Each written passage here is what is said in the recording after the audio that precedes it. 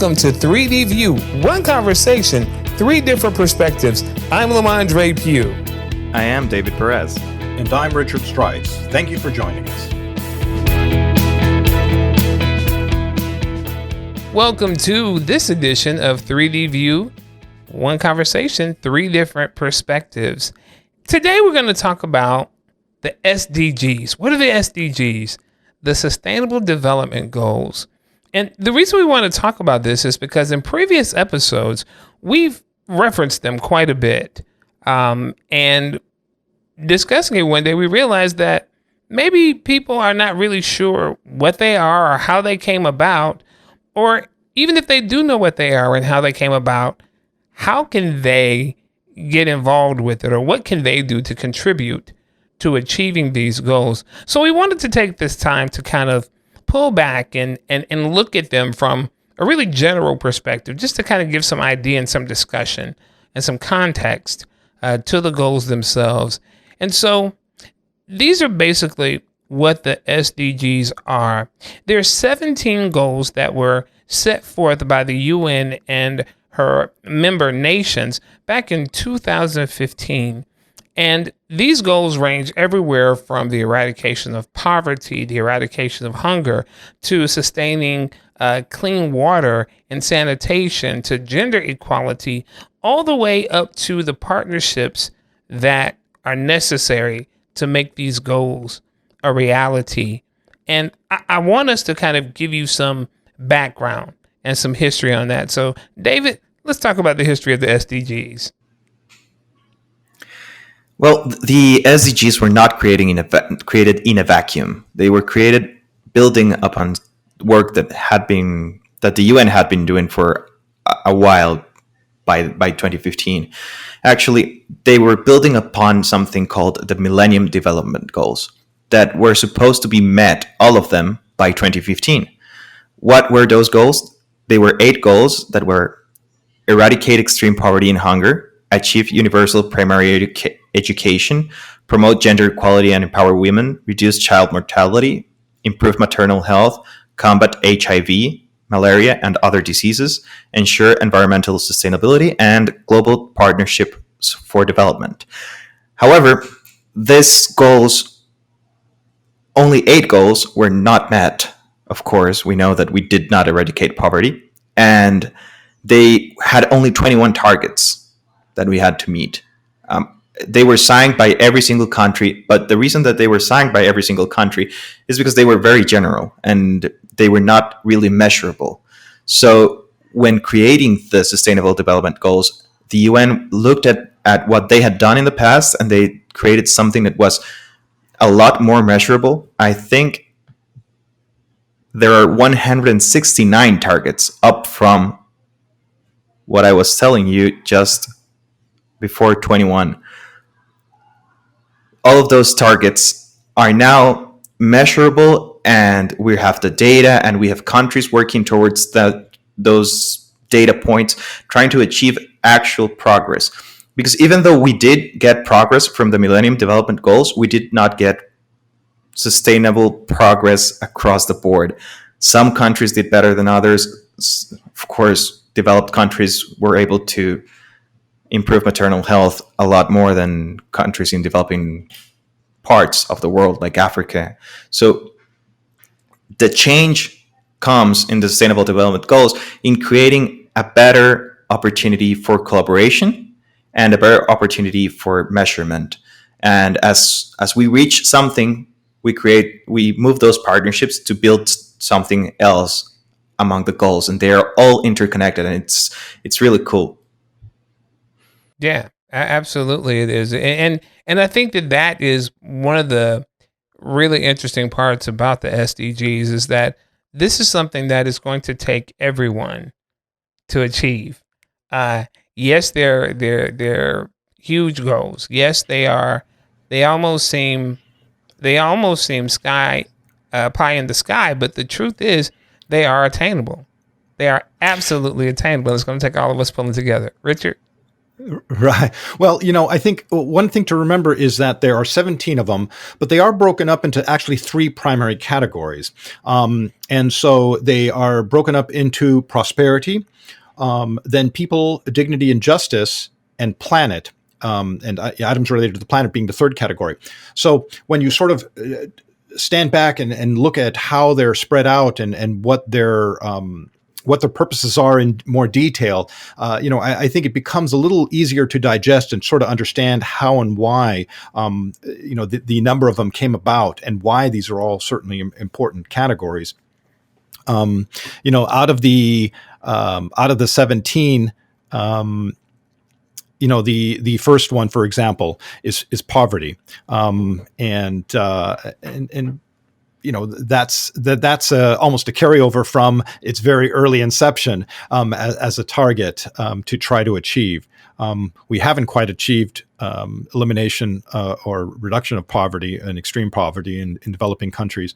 Well, even in developed countries, poverty is still a huge issue. I mean, all you have to do is just go to any major city and see that firsthand. So these are all goals that, if everyone gets behind it, and it doesn't just take governments, and I think that's one of the big important key things about this. It really takes everyone to contribute, governments and peoples of nations to unify and get behind these ideals. Yeah. And I will tell you, in upcoming episodes, we're going to get way more specific about the individual goals themselves and what they seek to accomplish. But this right now is kind of a general overview of that. And Richard makes a very good point when he talked about it's going to take all of us, that it's not just a government effort. I know when I first started really looking into the sustainable development goals, most of the documentation, most of the marketing material that was produced was either very policy oriented or very academically oriented. And for the most part, your everyday average person is not going to be looking for an academic document in order to, deal with anything in life. Pretty much, they want something that's more palpable and that you can kind of get through and understand easily. And the truth is, while these goals are complex in terms of what it's going to take to achieve them, it takes some very basic things for the everyday average person to do. So it has been part of my mission to make these goals palpable, to make them interesting, to make them something that's easy to understand in terms of what is the goal actually reaching for. But I would tell you, it is some very complex issues going on behind the scenes that really contributed even to the development of these goals. Well, yeah, certainly just from if we look at the prosperity aspect, for example, which is that first category. There's five of the SDGs that are part of that, and they consist of poverty, hunger, education, gender equality, and economic growth. And so when you hear that as being all one larger subset, there is a tremendous amount of complexity that's involved in each one of those. And as Lamondre said, we're going to be getting into each one of them in different shows, getting into sort of the meat and potatoes behind each one of those. But at a broad level, you can see how incredibly complex these are for governing nations to adopt and to get their peoples, their nations behind them, their industries behind into obtaining these goals. Yeah, and one key thing is that they are not going to be able to do it on their own. Right. Nations need the help of NGOs, of people, of everyone committing to making the world a better place. And even other nations, actually, as well.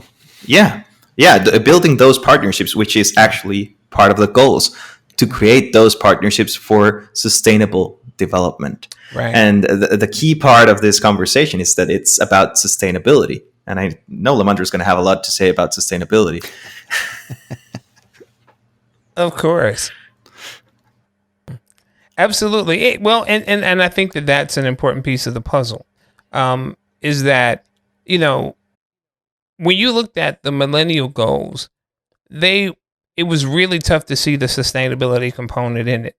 Okay, so yeah, we eradicated poverty. Now what?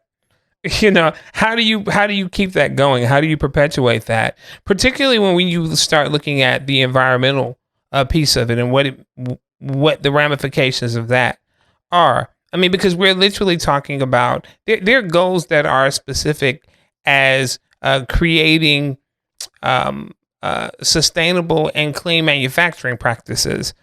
So we're really talking about changing the way that things are done on a massive scale. We've got goals that focus on preserving life in the sea and then life on land as well. So with all of those things, the reason that I choose the environmental piece of it, because that seems to be an easier path for people to understand what we mean by sustainability, is that it's not just a quick fix. It's not just something that, hey, we're doing this today and it fades out tomorrow, but how can this regenerate? How can this be perpetual? How can we make this a continuum?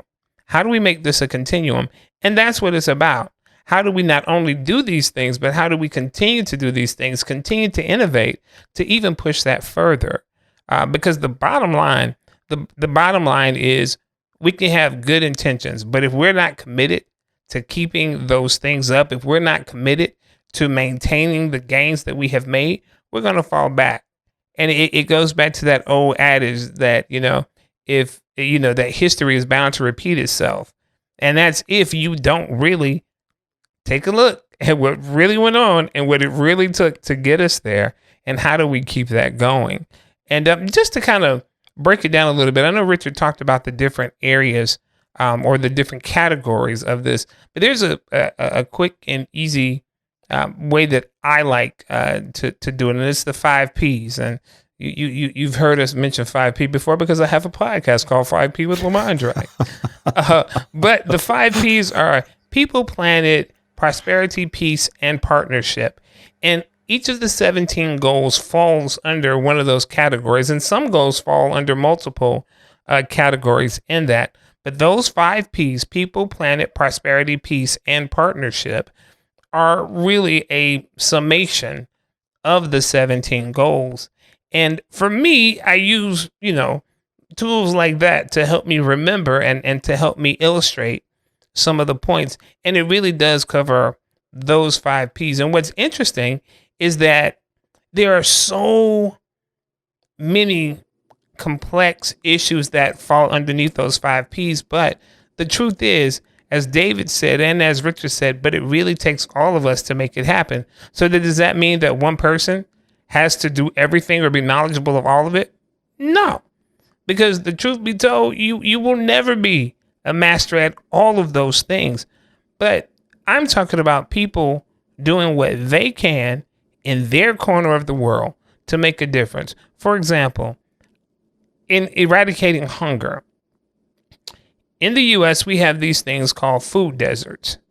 And what food deserts are is if you live a certain distance away from a source of fresh produce. Okay, I'll put it that way. Because I know a lot of times people say grocery stores, but it may not be that, just a source of fresh produce. And so if you live in an urban area and you're more than, I think it's a mile away from a source of fresh produce, you're effectively in a food desert. If you're in a rural community, and I think it's 3 miles away, you're effectively in a food desert. And so what that basically means is that people who live in those areas would have to go like to a convenience store or a gas station or someplace like that to get their food. The issue is most of these types of establishment, they don't carry fresh produce. So that means that people are having to eat things that are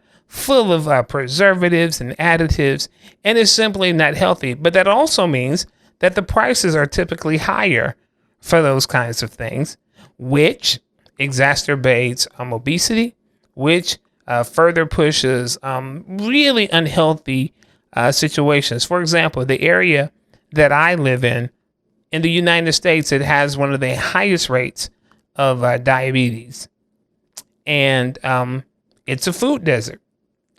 It is an absolute food desert. And so what happens is people are going to these quick shop kind of establishment, and especially if it's a lower income area, it's not like they have a lot of money to spend stuff. So they have a tendency to lean towards the least expensive food because perhaps they have kids, and they'll buy stuff like those noodle packets that are, you can get 100 of them for like very little money.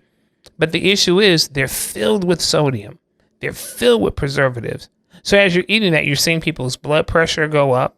You're seeing some very negative health effects. But the issue is, if you can't afford it, you still got to eat. So this is what you're going to buy. So I actually spoke to a gentleman who saw this as a problem.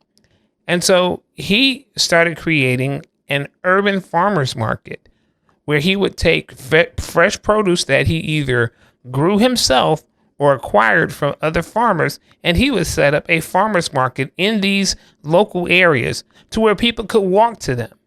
And he would do it at an affordable price. And so he set up shop right in the middle of that neighborhood. Now, here's the interesting thing about it. It was not something that was world changing. It was not something that, oh, wow, the rest of the world is now taking the lead and doing this. But what it did was it made a difference for that neighborhood. It made a difference for the folks in that area. And this is what it's about. It's not about making monumental moves, but it's about doing what you can do to change or to affect your area of the world. And that's what he did. And that's, I believe, one of the ways that we can really help bring the SDGs to fruition. Yeah, it's all about small actions and doing what you can.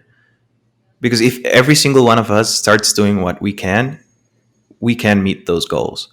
If we just think that we don't matter because we're too small or we're living in a country that will never listen to what we're doing, then everyone's going to think the same thing and nothing's going to change.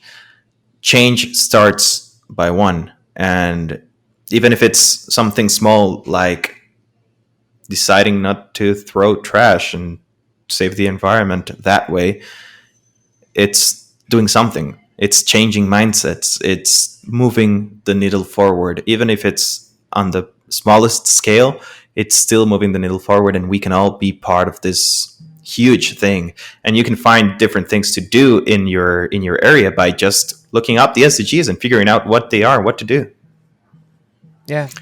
One of the interesting things, as we're talking through this, when I was young in grade school, I very much so remember Earth Day. Earth Day was just really popular, and the whole recycling, the issues of recycling and being conscious about that, and recycle your cans and all that. Bottles weren't really an issue at the time because that hadn't really been as popular, and we were all taught to go out and think that way about, concerning picking up trash. We would go out and have the day at the beach and everyone picking up the trash and saving our aluminum cans and doing all that. We'd have aluminum can drives. If I remember all that back in the day. And that was sort of the grassroots way of getting involved. But what happened somehow, I'm going to speak for my generation. We kind of dropped the ball after, we kind of just sort of let that go. And I think what happened is as we got more engaged in corporate positions and in positions of authority and making decisions, the ultimately the almighty dollar and commercialism and commerce, it sort of overtook the importance of of recycling and taking care of the earth and being good stewards of sustainable initiatives, and it ended up kind of going by the wayside. And if you think about it, this is the big heyday of the oil of going out and sinking oil wells all over the country in governmental lands and parks and so forth. And it wasn't really until, and that happened all the way up through to the mid 90s, mid 90s toward the end of the 90s, where there was a kind of stepping back from that, saying, oh, wait a minute, you know what, we should start considering preserving our national resources and our preserve our parks and so forth, and all of this started coming to fruition, and in regard to going back to, oh, we've gone too far, we've let this go too long without paying attention to it, and David, as you said, sort of in the history of the sustainable goals, how that all started kind of coming back into, oh, you know what, we really need to seriously take a look at kind of correcting course, and that's really what this is all about.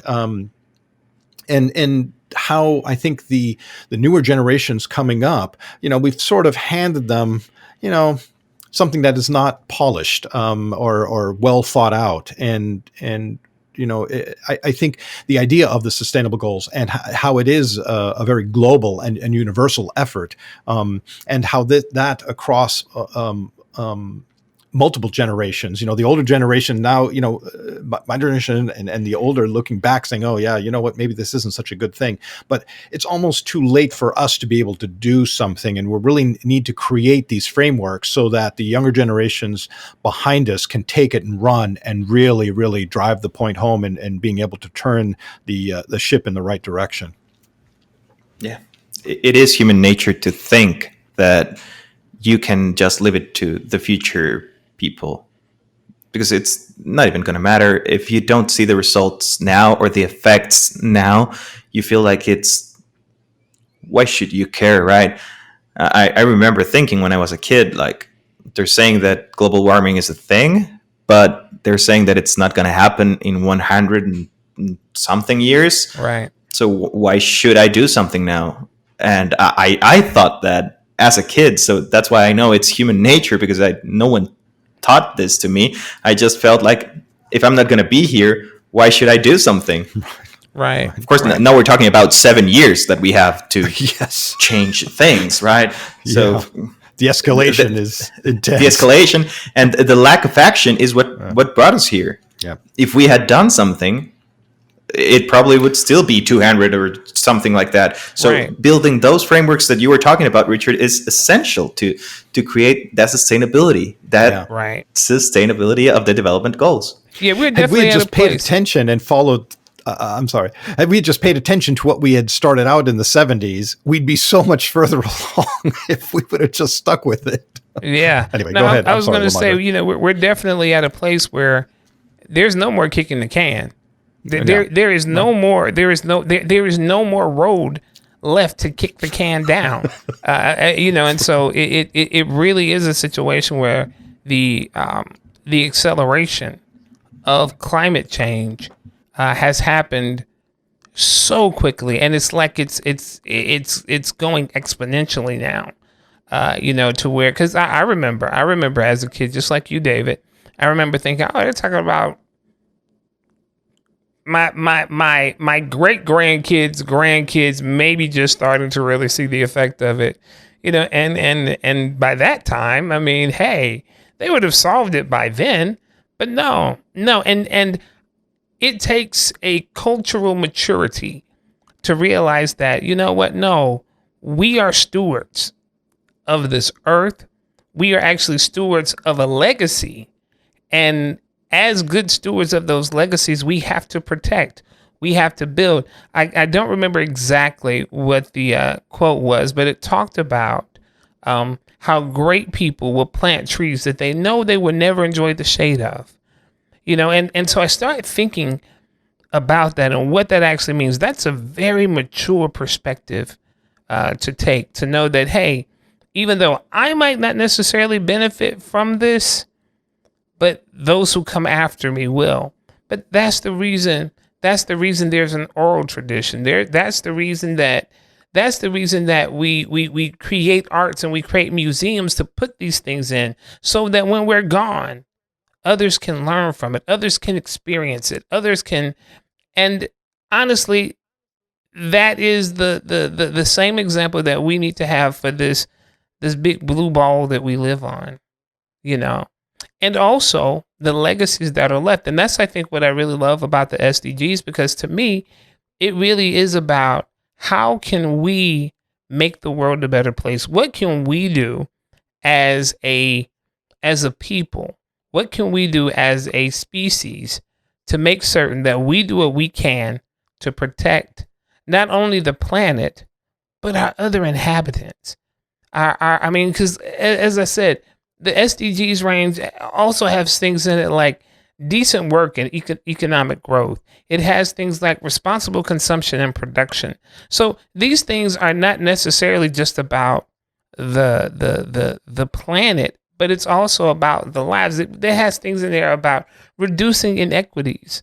So all of these things speak to one simple thing. How do we make this world a better place? Yeah. Why don't we just go through and list the 17 of them in order, so at least people can hear it, and then as we do future episodes, we can, we'll be able to drill down. I'll just read through them quickly here. Sure. Number 1, poverty. Number 2, zero hunger. Number 3, good health and well-being. Number 4, education. Number 5, gender equality. Number 6, clean water and sanitation. Number 7, affordable and clean energy. Number 8, decent work and economic growth. Number 9, industry, innovation, and infrastructure. Number 10, reduced inequalities. 11, sustainable cities and communities. Number 12, responsible consumption and production. Number 13, climate action. Number 14, life below water. Number 15, life on land. And 16, peace, justice, and strong institutions. Number 17, being partnership for the goals. And that's sort of the all-encompassing global overview of all of them. Yeah, and I want to make a point now that you just read each one of them, is that each one of them is exactly like global warming or climate change. If we don't do something now, things are not going to get better. They're just going to get worse. And this brings up the quote from Dr. Seuss of the Lorax. If someone like you doesn't care a whole awful lot to do something, things are not going to get better. They're not. And we just need to care enough to take action. And if we take action, all of those beautiful things that Richard just listed can be a reality. Maybe not in our lifetime, but it doesn't matter, because we will be making the world a better place now, even if it's just a small part of it. Right. No, I agree wholeheartedly. And I also believe that even if we may not necessarily see the full benefit of all of those things, as long as we pass those things along, and I believe that if we've done a good enough job of presenting it, preserving it, and showing why it's important, then those who come behind us will also do a good enough job of preserving it, of presenting it, and moving forward with it. And this is how we get to sustainability. This is how we get to something that will be perpetual. And I can't think of a better way to end this than on a quote from Dr. Seuss. Yeah. I wholeheartedly agree. I think that's wonderful. And I tell you, if you are interested in what you can do to make the world a better place, even if it's in your small part of the world, look up the SDGs. Look up the SDGs, and they have a website. That website is sdgs.un.org. That's sdgs.un.org.